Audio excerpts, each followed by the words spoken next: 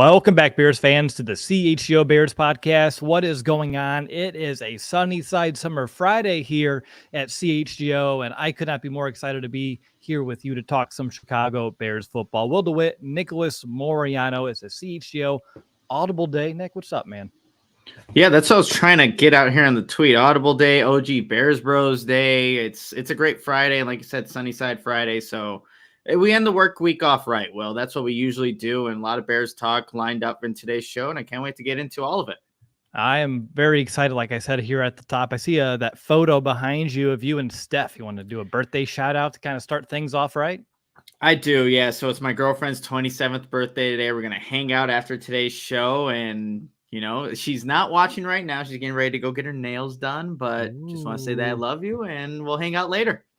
I love it. That's awesome. Happy birthday there, Steph. I hope you guys have a great time after this show. But before you get to enjoy your Friday, your sunny side Friday, and your entire weekend, we have a lot to get here throughout this entire episode because we're going to break down and discuss three keys for the Bears to go from worst to first in the NFC North. We're going to answer some questions from our diehard lounge over in Discord to kind of end the show. And just to kind of keep some housekeeping, we're a couple of weeks away from that first public practice. We're 57 days, hand God days away from the season kind of kicking off. And I don't know, am I missing anything else here, Nick, to kind of set the stage?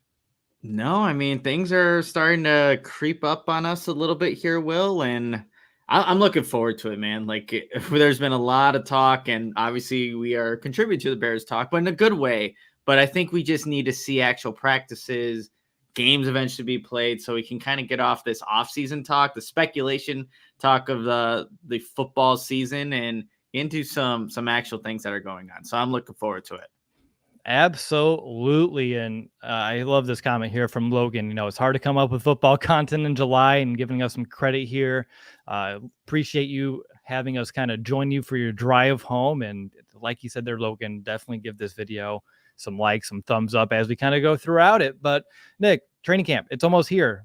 And even though this is the time where a lot of players are kind of relaxing and just kind of getting into the mindset of, you know, the slog that is a football season, it seems like the Bears on so many different fronts, a lot of different players are putting in some serious work before they put in some more work when things get official here at training camp, including Justin Fields. Yeah, well, I think that's the really cool part about this young Bears team. And I think what you're seeing is a byproduct of what Justin Fields and how he kind of carries himself. You always see him constantly with the workout videos, doing different things. And, you know, I think that resonates with a lot of the other players on the roster here, Will. And you see like guys like Darnell Mooney, who, is finally running. And I think we have a clip of him real quick that we can pull up. But it's just, again, a byproduct of what you see from the quarterback. And it's good to see this right here. Darnell Mooney actually running, just kind of getting off the line of scrimmage. Yes, it's a route on air. Who cares? Maybe some people may be thinking, no, that's a positive. That's an over-the-shoulder catch. Darnell Mooney's catching in stride, and it's good to see those type of things. But you're also seeing that, like I've seen workout videos posted by Khalil Herbert, Velus Jones Jr., Equanimous St. Brown, Kyler Gordon, and a guy that is new, but he's been constantly working out throughout the offseason, Will, DeMarcus Walker. This guy is I'm not going to say he's different, but this guy is constantly working. And I actually tried to reach out to his the defensive line coach that you're seeing in this video, if you're watching on YouTube, Aaron Day, to see if, hey, can we talk and see how DeMarcus is doing and things like that. But the guy is constantly working, constantly putting in new pass rush moves and tools in his toolbox, Will. And I'm looking forward to seeing him in training camp do his thing. I'm just thrilled to kind of see this young, hungry Bears team really just, I don't know, you can just tell that they're approaching this season with like a serious work ethic. And that's been a testament to Matt Eberflus and the HITS principles and always trying to build that culture of working hard and continually trying to get better. And yeah, usually at this time, Nick, I mean, I can remember us podcasting years ago when we're talking about like Willie Young fishing on a boat. You know, Jay Cutler is out there with his ass hanging out on vacation. Like there's usually July, it's just like weird stuff like that. But right now in this era, this chapter of Chicago Bears football, it's a lot of young guys striving to be better, putting in the serious work. And I just really appreciate it. I hope it gets Bears fans as excited as I am for it. And you talked about all these players doing work like on the field and like all the athletic stuff, but there's some other players, in particular, some Bears offensive linemen. You shared a great article from our friend Carmi V about some offensive linemen putting in the mental work too. Yeah, absolutely. And what's good about the offseason does give you time to go and do, other things. And one of the awesome things that happens every summer is like the annual meeting for the offensive linemen, and O-line Mastermind is what it's called. And you get some of the best offensive linemen from the past and current players there. And what you see in this article, it was really good by Carmi V. See Braxton Jones, Tevin Jenkins, and Ja'Chari Carter. And one of the lines I wanted to share real quickly in that article that Tevin Jenkins said, he's transitioning, right? Going from right guard to left guard. But he said, me transitioning to left guard, I feel like I get some insight going into masterminds that can help me with the certain problems I might have.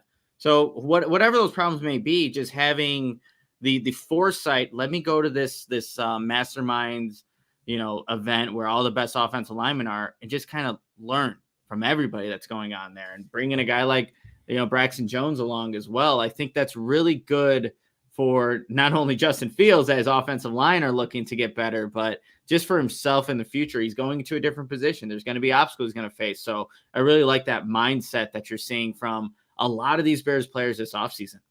And I think we're going to see it throughout training camp. We're going to see it throughout the season. I really believe that this team has its head on straight. They're putting in the work, and they're going to continue to do so. And I love this comment from Anthony: hard work beats talent. Talent fails to hard work. Now, when the ultra-talented works hard, you'll see the fruits of your labor. And I think that's a great comment that's kind of putting all of this into perspective about this team. I mean, again, the Bears team last year only won a few games, but how close were they in so many others were this close, and they were working hard. And we can all agree that the talent gap has diminished. The Bears have definitely closed that talent gap compared to the other teams in the division, the other teams in the league. And if they continue to put in the hard work and work hard throughout the season, I really believe you're going to see the fruits of your labor. You're going to see success. You're going to see some wins stack up, and that's going to make our jobs a little bit easier, a little bit more fun. And I can't wait for that too. No, absolutely. I think that's good. That's good about this Bears team is that you do have a bunch of hard workers. Obviously, they're trying to achieve a lot better standards for themselves, especially in the win total for this next upcoming season. And I think that when you combine that now, what you just said, Will, increased roster talent. Now, hopefully those one-score games that the Bears were 1-7 in last season become more of what the Vikings were able to do. And we're going to talk about them. They were 11-0, Will, in one-score games. So maybe you could turn that around because now you have better talent, more continuity on the team, chemistry with the guys that you've been working with all offseason. So that's the hope that, the Bears can take this hardworking mentality that's been implemented by Matt Eberflus in everything that they do, and turn that into wins. But we have to see it come out on the football field. But it's a good start, and I'm glad to see that we're seeing all this off the field, on the field work from all these players.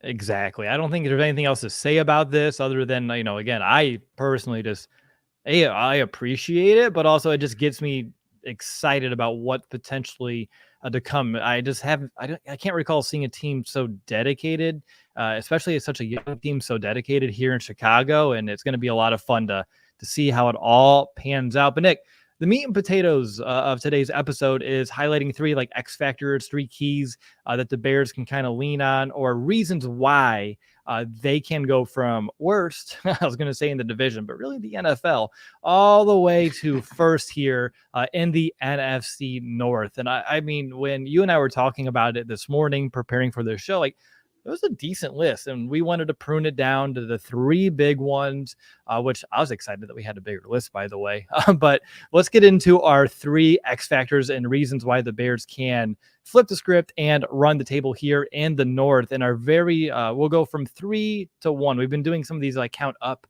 episodes or these countdown episodes. So the number 3 reason why we believe the Bears can go from worst to first and win the North is really just the new linebackers and the revamped run defense. The run defense last year, historically bad. I keep reiterating that every time we talk about it, but you can't sugarcoat it. It was just that bad. The 31 rushing touchdowns allowed last year, dead last in the league, of course, but also the second most allowed by any defense ever Like, that still blows my mind. Like, any defense ever to play in the National Football League, that was the Bears last year. So bad, only behind the 61 Raiders. But Nick, you told me when we were talking that you believe the NFC North is going to be ground heavy, running the ball a ton. And I mean, look at the quarterbacks. You have Jordan Love, Jared Goff, Kirk Cousins. There's reasons why I can see them wanting to lean on the ground. They weren't that great last year. Detroit was 11th with 128 yards per game.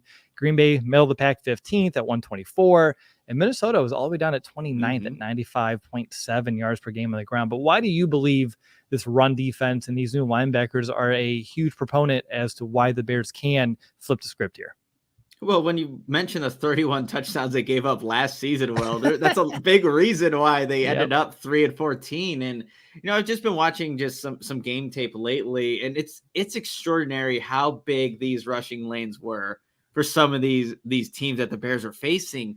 And I think now that you have guys, we'll start the linebacker level with Tremaine Edmonds, TJ Edwards, Jack Sanborn when he's healthy. Just guys like that are going to be able to, stop some of those big runs from being explosive runs because they're going to be in the right position. But also, the Bears did fortify the interior of this defensive line. I think that's definitely going to help mitigate some of those big runs from even happening in the first place, because now you have run stuffers like Andrew Billings, and you're going to have Zach Pickens, Javon Dexter rotating in and out with Justin Jones and guys like that. So just having a better front is definitely going to make the job of some of those quarterbacks that you just mentioned a little tougher. When you have a guy like Jordan Love, who hasn't played football in 2 years outside of some spot starts here and there, I think if you're Green Bay with the running backs that you have, you want to rely on the run to kind of help Jordan Love out in this offense. And if the Bears can make that a little bit more difficult, hey, that's going to make Green Bay's job overall a lot harder. And then you mentioned, Detroit, like Jared Goff he had a really good season last year, but I think Detroit, ideally, now that you go get a guy like David Montgomery, you draft a running back high up in the draft, that you want to rely on your run game. And if the Bears can use all this new acquisitions that they brought to make it a lot more difficult than they did last season, that's going to help balance out this discrepancy that was the Bears rushing defense versus any rushing attack that they faced last season. So I just look at, the additions they made, what the NFC North, I think, ideally would like to do, including the Bears run the football effectively. That should, that X factor, that key factor there should definitely help the Bears turn the script and put them hopefully in a closer position to win the North in 2023. Yeah, Anthony was mentioning Billings. I know you mentioned him too, and I was going back through my notes of free agency and what I was able to uncover about Billings. 13th ranked interior defensive lineman last year against the run, according to PFF, and that was ahead of DeForest Buckner, John Allen, Zach Allen, Sheldon Rankins, and Daron Payne. Like, he is a really good run defender, and you can't dismiss the importance that Billings is going to make and be to this Bears defense. And on top of that too, like you mentioned, like the linebackers, and we know how much improved that room is, and just being able to stop the run and make offenses have to earn it and do it more, like do it the hard way and keep them more honest and off balance. It's going to just really help this team overall. You're talking about these linebackers and the tackles and everything, and a stat that came up to my mind that I wish someone would track and invent: red zone tackles, Nick. Like, how neat would it be to know like which players on defense are like doing some serious business in the red zone? You can look up red zone targets and rushing attempts. You can look up red zone passing, but you can't look up at a lot of red zone defensive stats. So I think, just a thought, that'd be pretty cool if there's any statisticians out there watching, like for Pro Football Reference or Stat News.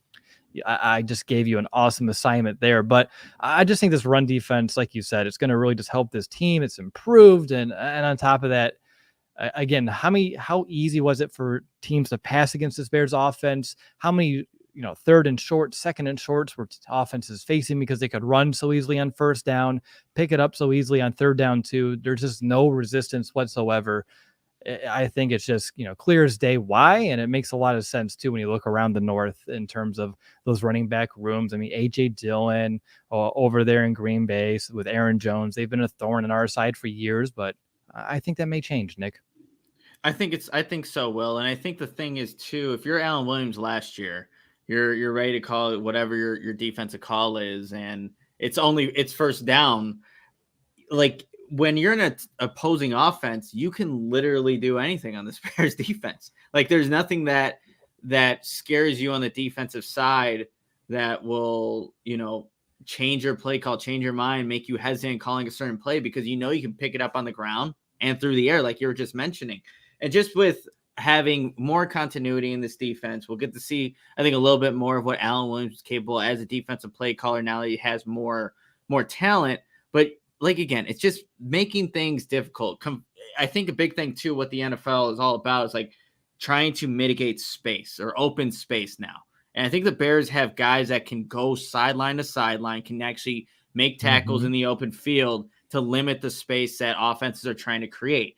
And now that you have that, I think it's just, again, all comes back to making things a little bit more difficult. It's just far too easy for opposing offenses, regardless of what they want to do. So now that we kind of have not only the mix of talent, but continuity, and again, just guys in the interior of this defense that are not going to allow these A-B gaps to be wide open, you should see better results from this defense, not just in the run game, but in the pass and, in key situations in the red zone, third down, things like that. So, yeah, that's definitely going to be a key factor for the Bears to win more than 4 games like they did in 2022.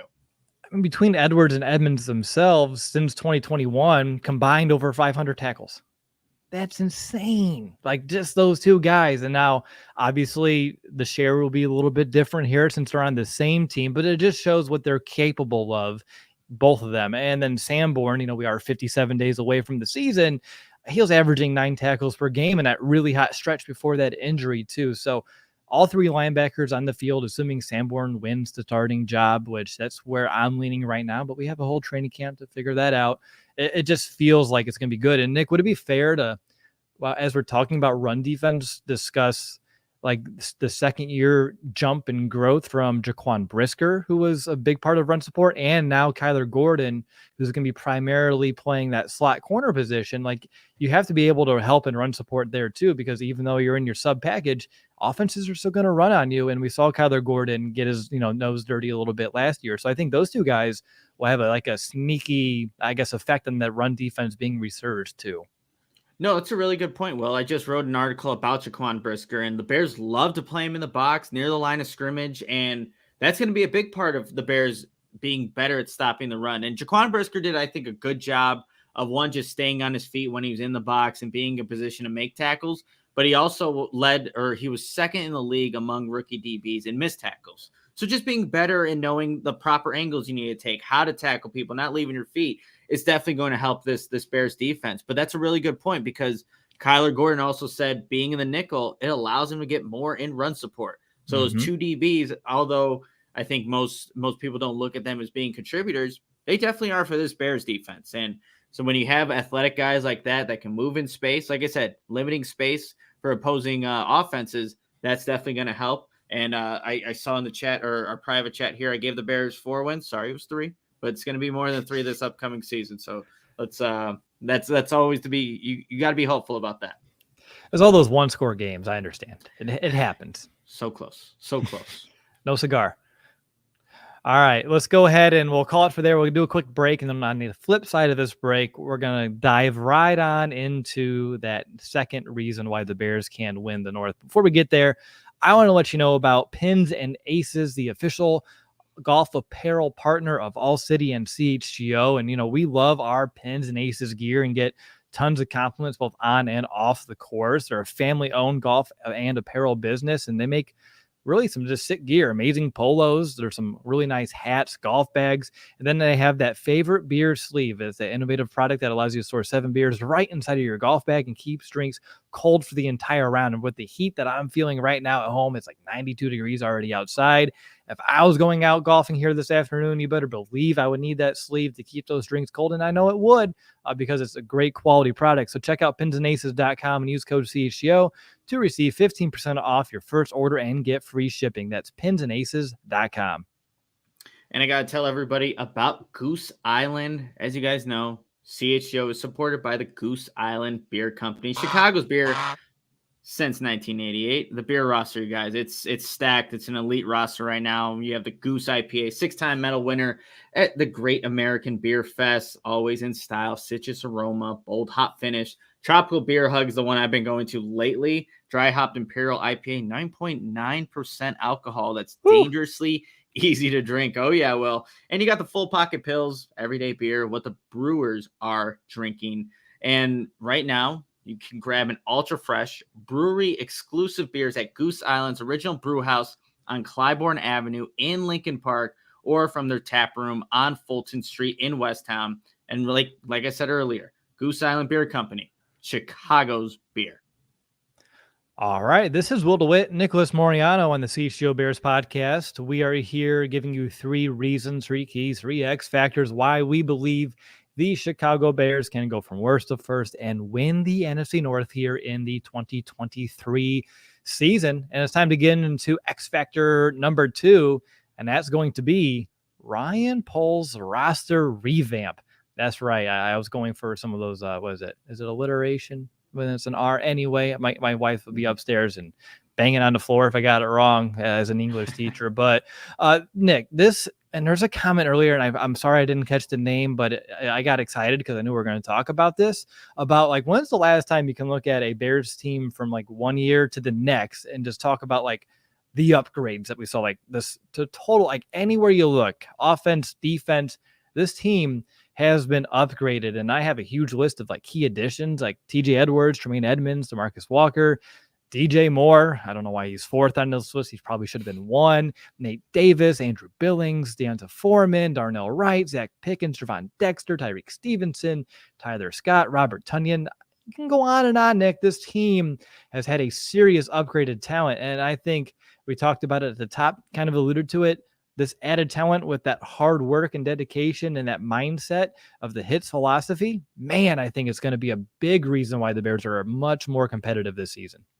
I completely agree, Will. And, the guy that was 4th on that list, but I don't think by design, but DJ Moore is just a huge addition for this Bears offense and what they're going to be able to do offensively. How this helps Darnell Mooney, who we saw, showed you guys earlier, is running now on air and things like that. But having a guy like that is going to force defenses to look that way.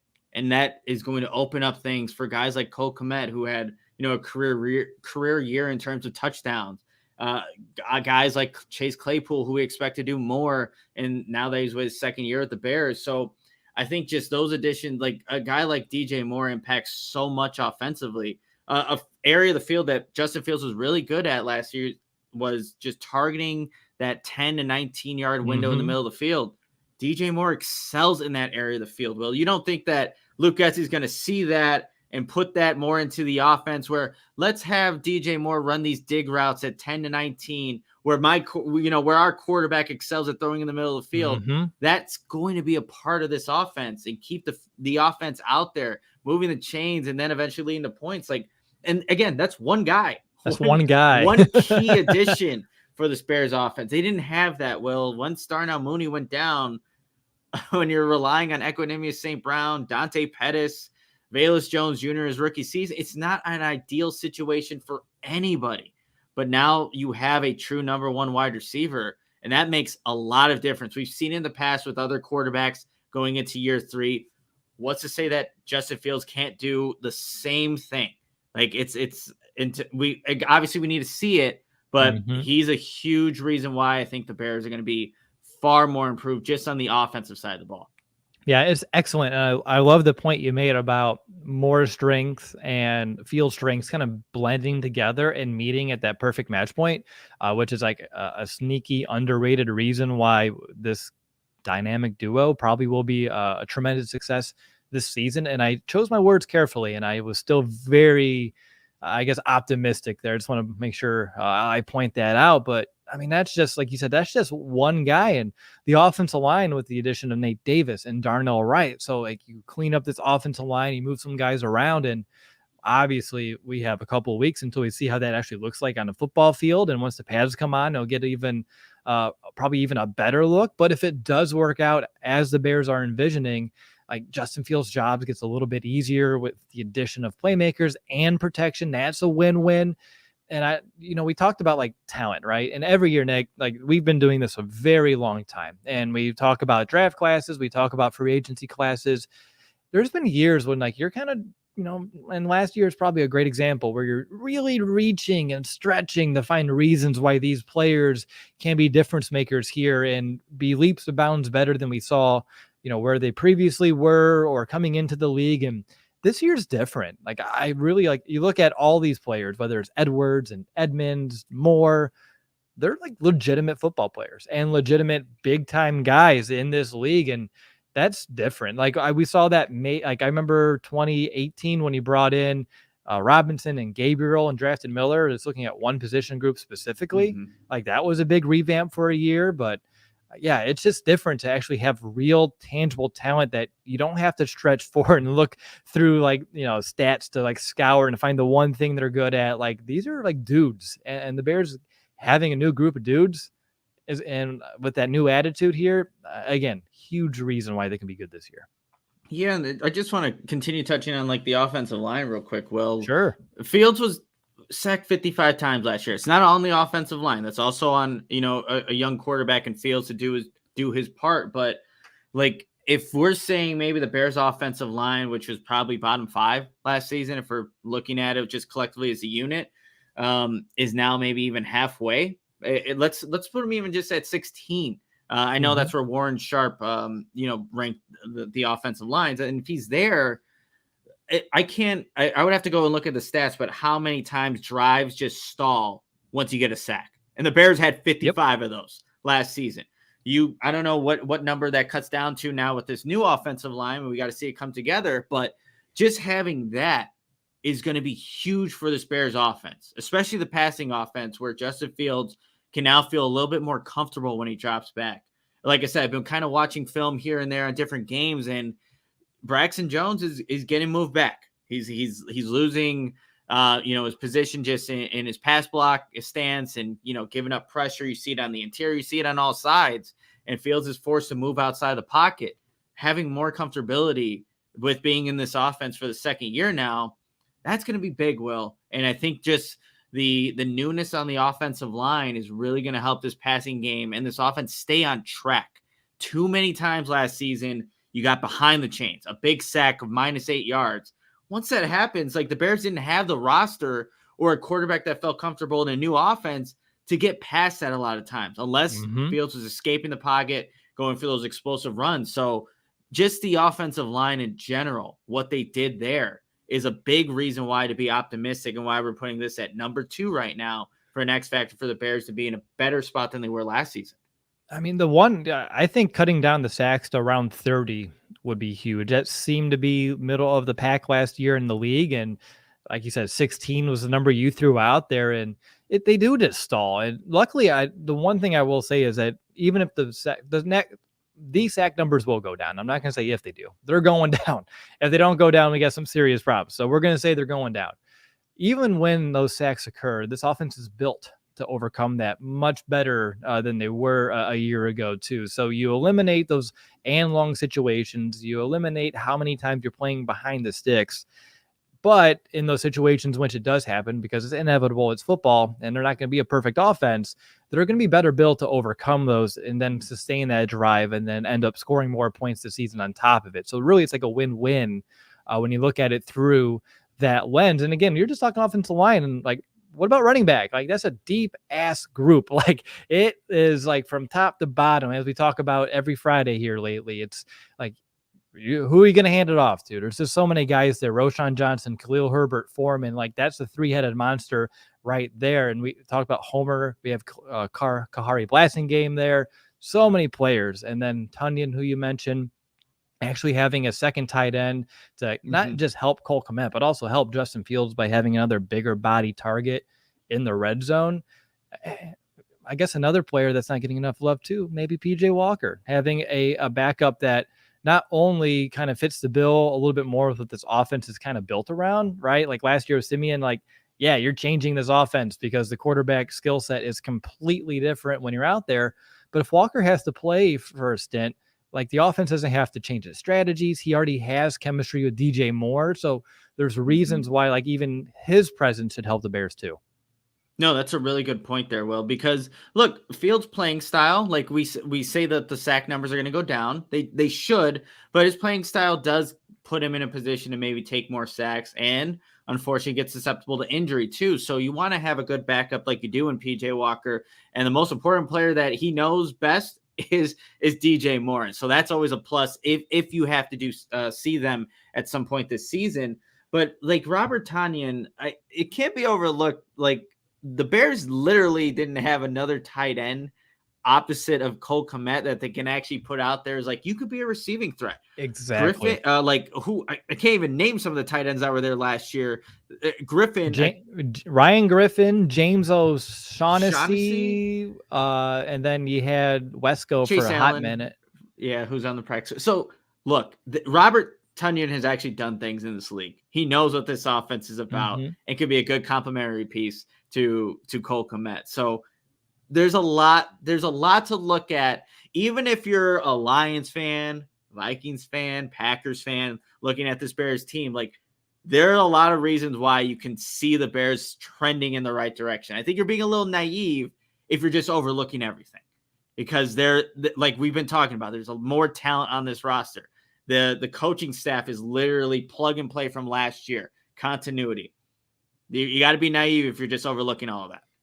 And I guess one other just flip side, and I'm not going to go through every team in the North and all their key additions and losses, but I mean, there's just some major ones. Aaron Rodgers is gone, Nick. Like that's a huge loss for the Green Bay Packers, a huge gain and a sigh of relief for the Chicago Bears. Dalvin Cook out of Minnesota, I think is going to be, even though he's never been someone that would like traumatize the Bears like Aaron Rodgers, still a very capable player that the Vikings are going to have to live without now too. So like, as other teams are kind of like at that spot where they're wheeling and dealing and like, I don't know, trying to keep status quo, the Bears by far added the most talent in the entire North. And if it all clicks with, the second year in this regime, like, yeah, that's a big reason why they can win this thing. Yeah, no doubt about it. It's going to be, it's going to be a breath of fresh air when the Bears actually go and, whatever team they're facing, whatever week. And it's like, okay, like here's a ascending young roster and not what the Bears are throwing out there. Week 18 last year against the Minnesota Vikings, literally a preseason game. Literally a preseason game. That's not going to be the case going into 2023. Yeah. And with all this talent, and I think, talent plus mindset is going to be a big one for this team, but the talent itself that we're looking at here, I get it. It puts a big old grin on my face just looking at all of these players. We'd even dive into a lot of them. We just talked about a few and how exciting those are. And we barely touched on the draft class, which we believe is a strong one. It's going to help this team and establish, a stronger floor and foundation for them. So it's all exciting and all smiles, at least for me, all the way around. All right, we'll get into our third key here in just a second. But before we do, one more timeout. And Nick, you're up first. Yeah, I got to tell everybody about the ComEd Energy Efficiency Program, which is committed to helping families and businesses in the communities they serve, helping manage energy usage and lower energy bills now and into the future. Absolutely. ComEd offers a wide variety of incentives on lighting and other efficiency upgrades to commercial, industrial, and public sector customers of all sizes across the territory. ComEd also offers free facility assessments that can help find energy saving opportunities like for HVAC systems, commercial kitchen equipment, or industrial processes. Well, a lot going on there. How does that all exactly work? Sure thing. I can outline that for you. First, an authorized engineer will work with you to develop a detailed assessment plan specific to your goals and needs. These can be done in person or virtually, and they last about 2 hours. And then after that, within 3 to 4 weeks, customers will receive a report detailing energy efficiency projects that they can start working on immediately. Each recommendation will include estimated energy savings, cost savings, project costs, potential incentives, and simple payback. And so if you own a business, I got you. I just had to take a breath there. I'm under the weather, Nick. If you own a business, don't wait. Get started saving money and energy today. For energy savings tips, lighting incentives, or to schedule your free facility assessment, go to comed.com/poweringbiz. Did you say ComEd.com/poweringbiz there, Will? Oh, I said ComEd.com/poweringbiz. So go there and schedule that today. We will do that, and everyone who's listening has to check out ComEd. But you also got to check out FOCO. You can get fitted out in the best sports gear around: hoodies, shoes, signs, bobbleheads, literally everything in between. It's summertime, you guys. Baseball season is here, regardless if you want to root for the White Sox or Cubs or not. You can get your Aloha shirts, your straw hats, your polos, bags, everything you need to be ready for a game. And we're not in our set right now, but if you've watched our shows there, you know that FOCO has donated a few of the awesome pieces for our sets. And so you can go show them some love by going to FOCO.com or click the link in the description below for all non-presale items. Use the promo code CHGO for 10% off.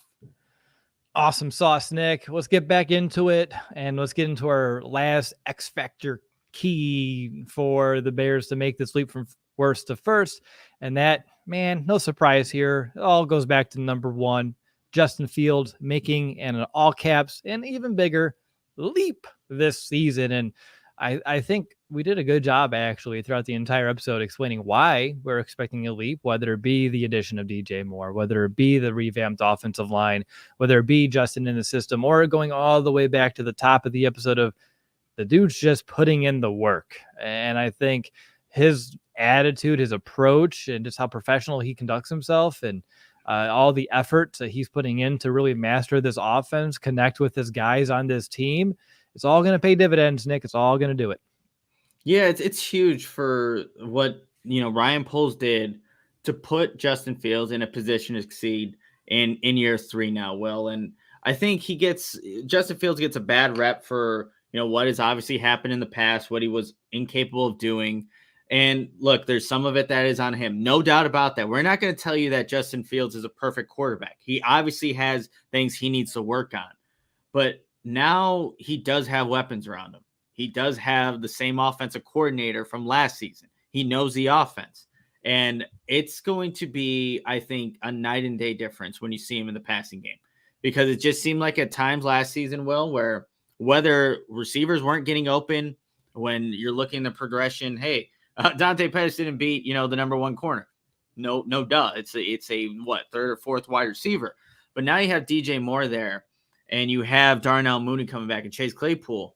Like, that's a big help for, any quarterback. And I think for Justin Fields, his ability to improvise and keep plays alive is something that is also going to really help out this Bears offense when things aren't on schedule, don't go as planned. He does have that ability to improvise on a dime too, to make things happen. And for Justin Fields, this Bears to be any relevant in 2023, it's going to be on him to take, like what you see if you're watching right now, a big leap. And I think there are no more excuses, Will. Like, he needs to show that, and I believe he's a guy that is capable of doing that with the weapons around him, the comfortability in the offense, and just what he does possess on his own. I do believe the work ethic, how he kind of presents himself, goes about his business, will translate onto the football field this season. If it doesn't, then, I'll be completely wrong, but just given what I've seen from him, how he always gets up after a big hit, Will, just that mentality, does those push-ups, gets up after a hit, how he kind of just approaches everything. I really do believe that Justin Fields in store for a big year 3. There's been times throughout like my life as a Bears fan where like I would fully embrace like a quarterback, and there's been times where I would, be hesitant to fully do so. And Justin is a guy that I want to bet on. Like, he is, as a human being, as a football player, like, he is the guy that I want to, I would put all the marbles into that basket and just be like, yep, this is my guy to lead this team. Let's go do it. And obviously Ryan Poles felt the same. That's why this offseason went the way it did, trading that first overall pick instead of drafting a quarterback, getting a DJ Moore in return, bring him that bona fide wide receiver one that, as we talked about, the strengths match up perfectly. What a great scenario that's been for the Bears, and redoing the offensive line and bolstering that running back group. And like, it just signals like, we believe in you, kid. Let's go get it. And like you, like, if we can eliminate him having to run around rabbit out there and not have to improvise as much, awesome. If he can be on schedule more, great. And then what makes him extra dangerous is going to be that improvisation that we've seen before, and just doing it less is going to make it even more dynamic, more lethal, and that's just going to help this Bears team just so much. But when you just look at how this team is built and stacked up and what they're banking on, it's all about Justin Fields taking that next step. And I think you and I both agree and believe he will, and there's a strong chance that it's going to happen. That's why it's our number one key X factor here for the Bears to kind of make this the first jump. And I don't know, I'm just excited to kind of see how it all goes. I've really enjoyed the growth I've seen from Justin Fields from day one, going there, during the COVID training camp pretty much, right? And watching him out there and showcasing that arm talent and like making my jaw literally drop right next to you, or just like bang on your arm because you see the raw talent there, and how he kind of put some of that raw talent, polished it up last year. And I just can't wait for that same thing to happen from year 2 to year 3, which, typically in the NFL is the biggest jumping point for a player. And there's just so many reasons. And we've talked about them, I think, ad nauseum over the last month or so on our Friday shows, why we expect Justin to be better. But as you said, if this Bears team wants to make this jump, it's all on this guy's shoulders. It's all on Justin Fields' ability to make it happen. I completely agree, Will. And I'll say this, like, looking at what we've seen out of the quarterbacks in the NFC North, and look, we haven't seen much of Jordan Love. We don't even know what Jordan Love is. But out of those quarterbacks, who has the most upside to actually get better? Do we see Kirk Cousins getting much better than what he already is? Probably not, right? He's been pretty consistent throughout his career. Jared Goff took a big step, but do we think that Jared Goff can get a lot better than what he played last season? Probably not either. And he had a good season. Give him credit for that. And, what the Lions were able to do offensively. Jordan Love, again, I have no freaking idea what Jordan Love is, so I'm not even going to comment on it. But Justin Fields, what he did last season and what he can be capable of doing now that he actually has legitimate playmakers around him, like I think there's just so much more potential there. Right. And like he has that potential, like, to be the guy in this division right now. Like when you look at, and again, your point of like the potential and where, like, maximizing it, like he has the most to grow, but also I think out of any quarterback in this division, like his ceiling is the tallest.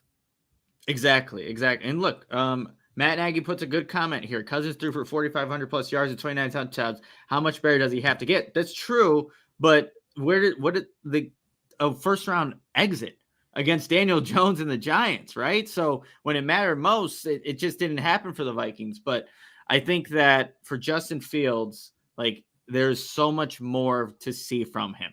And we have not seen what he's actually capable of as a passer in the NFL.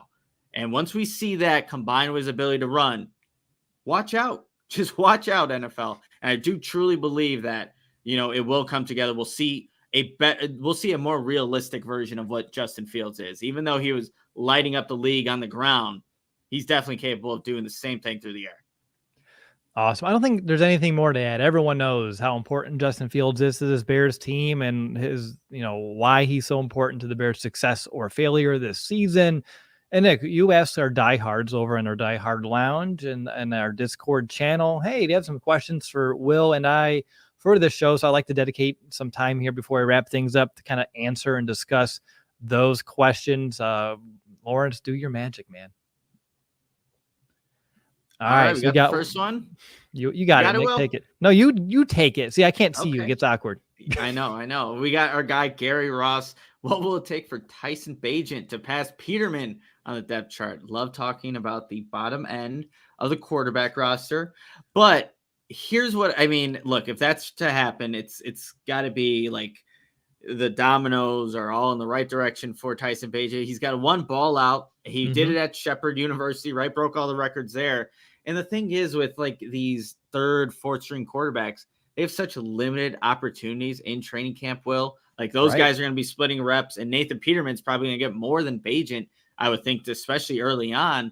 But he just needs to maximize each opportunity. But I think the big thing that will actually help him out and will show the coaching staff that maybe there's something in this guy is that can he command the offense and run it with these backup wide receivers, offensive linemen, and do it in a very consistent way. If Tyson Beijing could show that to Peterman, or when he going against Peterman in terms of the reps and just the drills, that could put him in a good position to maybe win that last spot. Yeah, I think maybe if you want to just, I'll pick the low hanging fruit here, Nick. Ball security. I mean, you're talking about Nathan Peterman of all quarterbacks that he's going up against. So if you can prove you can take care of the football a little bit better, maybe that's a great way to kind of do so. But Nick, you hit it. Like when you're out there at training camp and you get down to the quarterback 3 and now in this case 4, like you're talking like a handful of reps per drill, per 7-on-7, 11-on-11. Like it's tiny. And I'm sure the Bears want to put in a lot of work with Justin, with Walker, because those are the two that they feel very confident about, and they need to build all this chemistry and get this offense clicking 100%. And 3 and 4, not so much. But, one thing we talked about last year a lot with Peterman is giving that Bears defense some confidence in practice. And maybe that can lead to turnovers. And that's all fun and fair, but ideally, you can't have quarterbacks that you bring in, even if you don't draft them, they're undrafted, but then you can develop, or at least have someone there that you're at least working towards developing. The Bears have really not done that for a very long time, and I think that's time to change. So, yeah, I think you hit on all the reasons, Nick. I don't have anything additional to add here. I thought it was a great question by Gary. And Gary, if you're going to camp, I know what battles you're looking out for, or at least the battle you're looking out for.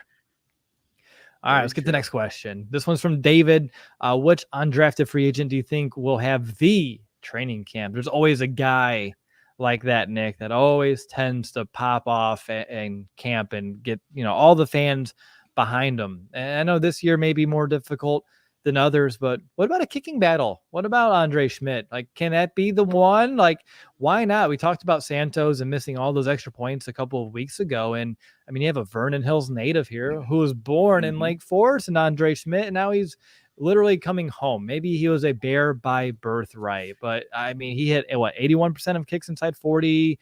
He's Syracuse's all-time leader in points, 13th in FBS history. His 85 career field goals, 6 all-time, 4-time nominee of the Burlsworth Trophy for the best player in the country that began as a walk-on, and he made 5 field goals for 50 plus. And that's the one thing about Santos that I know the Bears they probably don't like, is the lack of leg, right? Like you really have to get into like field goal territory to even attempt some of these. But with the guy who can have, I think his career long in college was 54, and he hit that one twice, that extends the field, or at least the chances of scoring points on your drives. And knowing him and how he was a walk-on at Syracuse and earned a scholarship and kind of did that, like he's not going to shy away from being an undrafted free agent going up against a veteran here. I think he's going to, put it out there here at camp. Yeah, and he's been really good through OTAs and minicamp, Will. And so is Cairo Santos. They've been really good. But Andre Smith's got a leg, like you were just saying. Like, it's evident when he kicks it how much more distance there is for a longer field goal. So that's definitely a good candidate there. And like you said, the candidates are not, I don't know, it's flashy this year, but I'll throw out Thyrick Pitts, the wide receiver out of Delaware. Guy caught 57 balls last year, 631 yards, 10 touchdowns, bigger body wide receiver, 6'1", 201.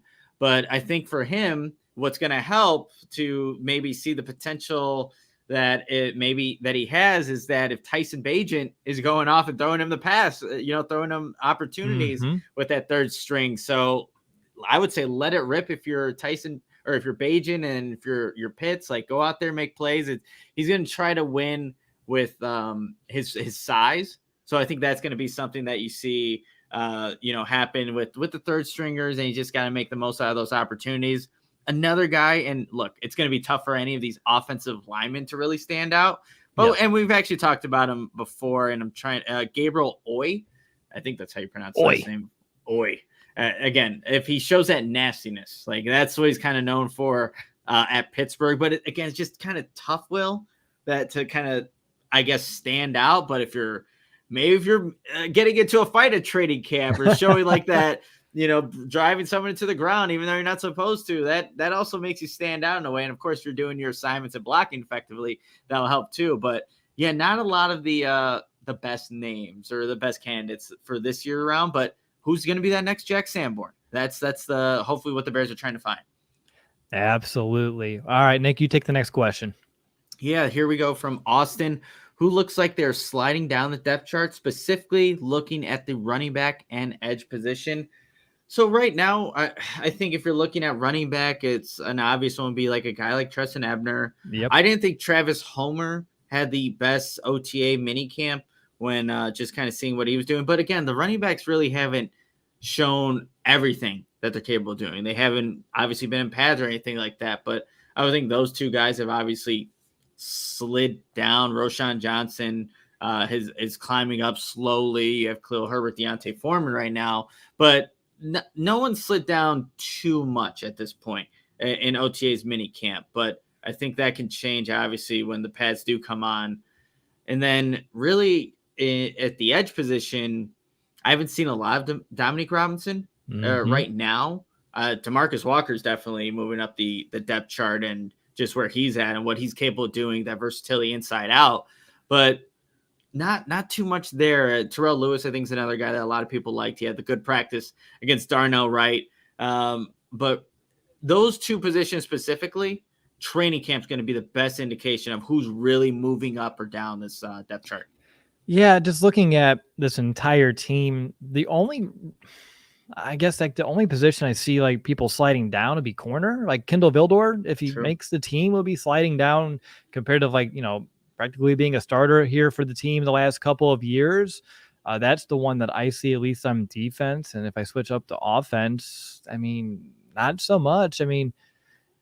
No, Jake Tonjes maybe if he was technically tight end 2 towards the end of last season, going down to 3, maybe 4, depending on how Chase Allen, balls out. But no, it's pretty wide receivers kind of. Obviously wide receiver. Everyone's moved down with DJ Moore, but we'll see how that shakes out at the end there. Like Valus, you have Scott, Equanimous St. Brown, how that's going to be fascinating, how those guys can each stack practices against each other and see where they ultimately line up on the depth chart and who, maybe one of those guys, not Tyler Scott, but one of those guys doesn't make the team because of how much the Bears will carry.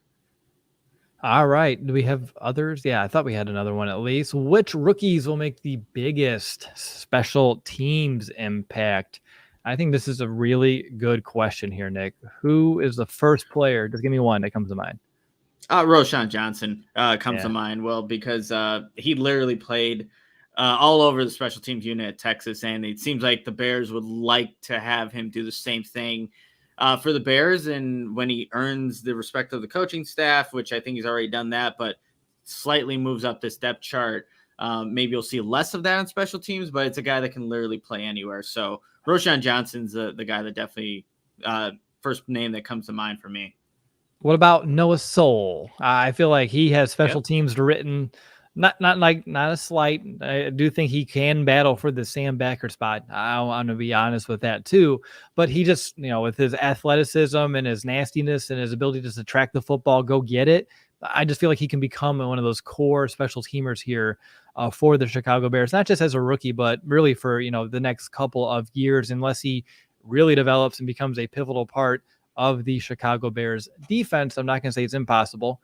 But right now, I definitely see Soul as a guy to make a big impact there in the third phase. And maybe Tyler Scott, if he ends up having to, carve out some return duties too, Nick.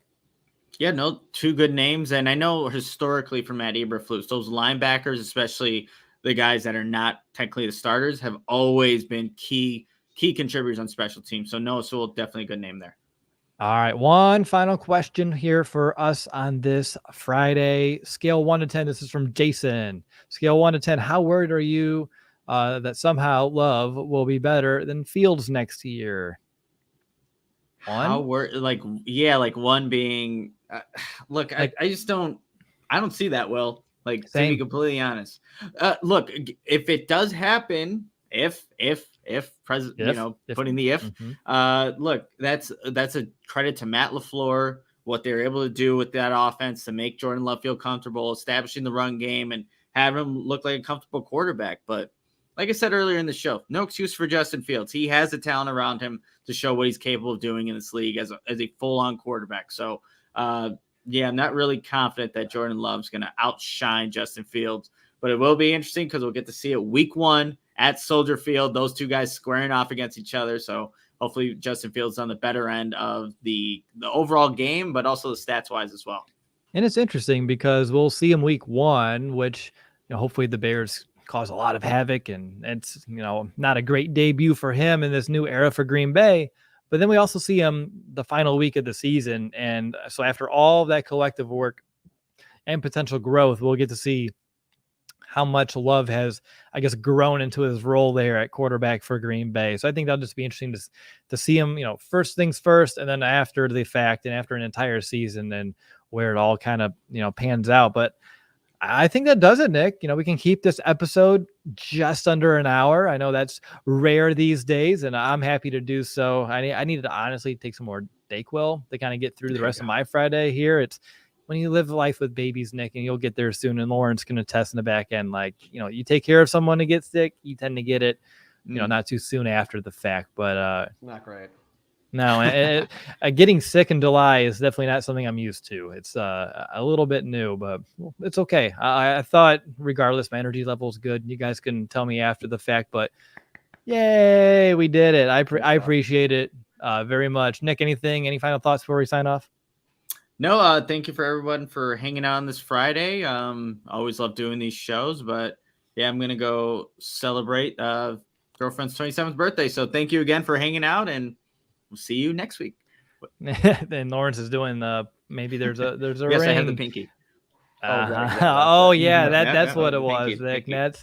That's what it was. No, thanks again, everyone, for tuning in here today. If you haven't yet, on your way out, give this video one final thumbs up. We'd really appreciate it. But that's going to do it for me. Enjoy your Sunnyside Summer Friday. Enjoy your weekend. I'll see you next week. But until then, bear down, Chicago.